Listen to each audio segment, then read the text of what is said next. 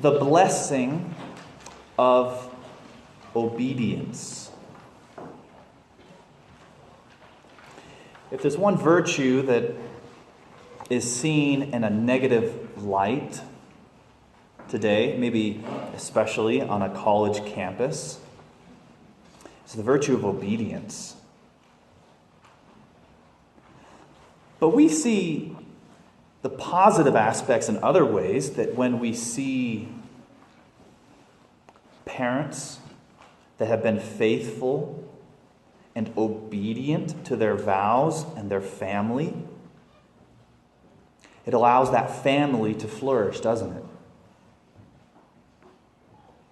When we are obedient to our teachers and attending class and doing our projects, doing our reading, that we receive the benefit and blessing of that knowledge, that there's a blessing there.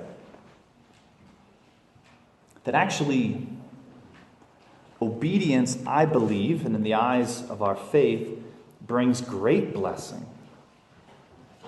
Especially obedience to the law, obedience to God. You know, this feast, January 1st, has been a feast day for a long time in our church.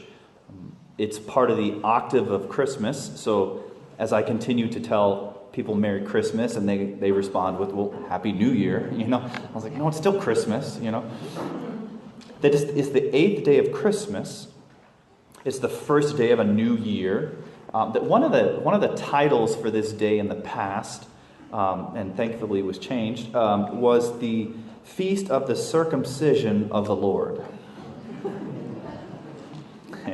It's better for PR. And so we hear this in the gospel, right? That when 8 days were completed for his circumcision, he was named Jesus. But what they're showing in that is that Jesus himself submitted to the law of God. That he placed himself in service to the Father, following the goodness that the law has set up. So Jesus himself was obedient. We also hear, right, that after Jesus is lost in the temple, or stayed in the temple, not really lost, that it says he went back and he was obedient to his parents. And so here's Jesus, God, submitting himself to the household of God that the Father had established. That somehow, by being obedient to the household of God, that God was going to bless him with fruitfulness. And that's what happened. I also think, just a side note about, we don't need any side notes about this, but circumcision, and something interesting about that is, why is that important? Why would that be an important covenant sign? If you think about where we tend to get the most in trouble in our society, it's with our sexuality. And so if every time we happen to gaze at those respective parts, that it would remind us of a covenant that was made with God, of a submitting of ourselves, our flesh and spirit, to God, trusting that he would lead us to blessing. That the covenant came from Abraham, whom God promised abundant lands, abundant offspring, abundant just notoriety, name. He would be the father of many nations. And so that sign of the covenant was that God, that reminder that every time you saw it, you'd be reminded of the obedience to God, so that he would bring incredible blessing. I think part of what got my attention, family gatherings provide all sorts of great, interesting opportunities. There was a couple moments where I did my Marge Simpson where this person said to me something about,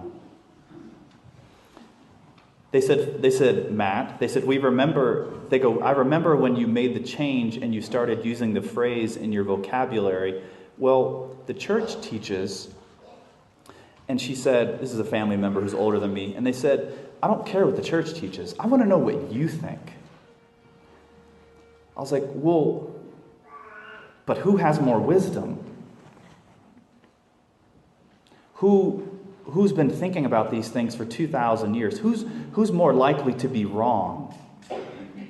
The church that Christ gave his Spirit to protect it, to preserve it, or me?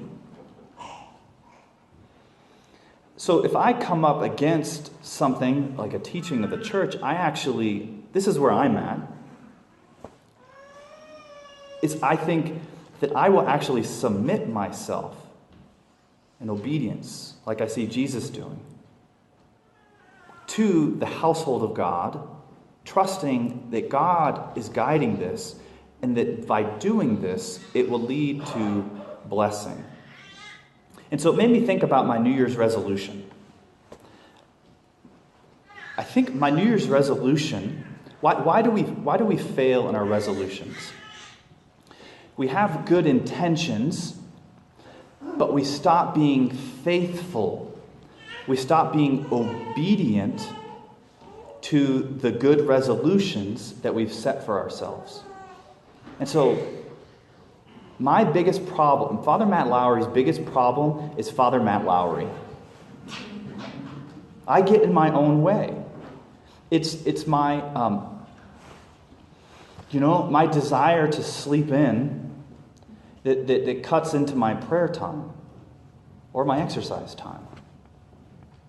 That my lack of discipline in reading, I want to read, I want to do these, I want to read, I want to have good relationships with people, and I trip myself up because I stop being obedient to the good things that I've set up for myself.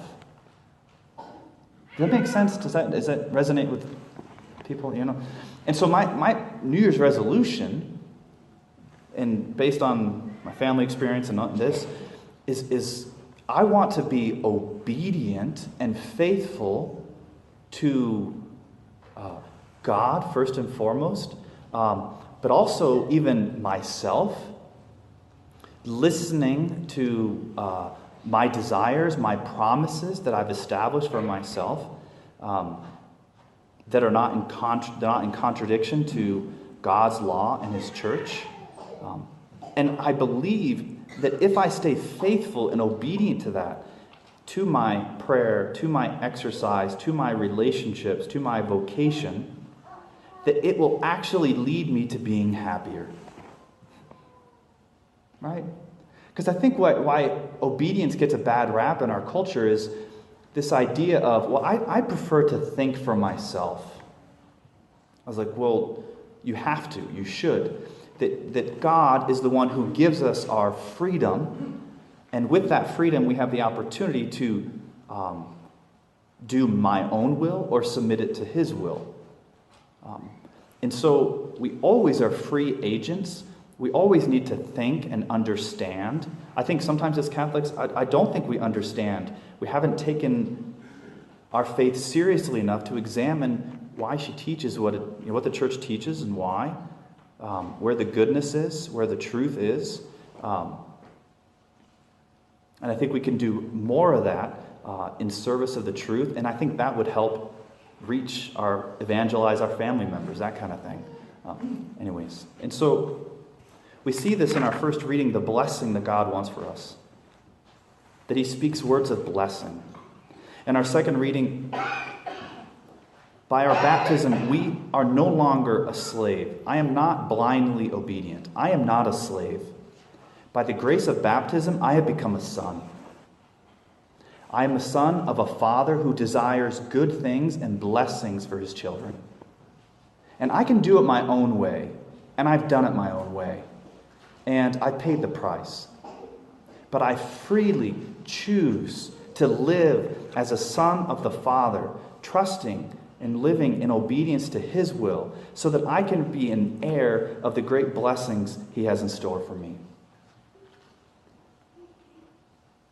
Which leads us to why we celebrate, why we honor and reverence Mary this day.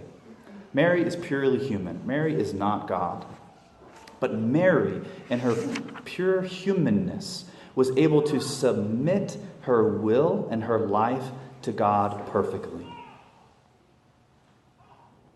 And the more we do that, the more blessing, the more goodness, the more we will be exalted and share in the blessedness of the saints in heaven. And so I want to be a saint. I want to be in heaven. I want to be happy now. And so to receive that, I choose freely as a son of the Father to be obedient to the Father this day. And I pray for the grace to be obedient every day, faithful, so that I can receive that blessing that He has promised me.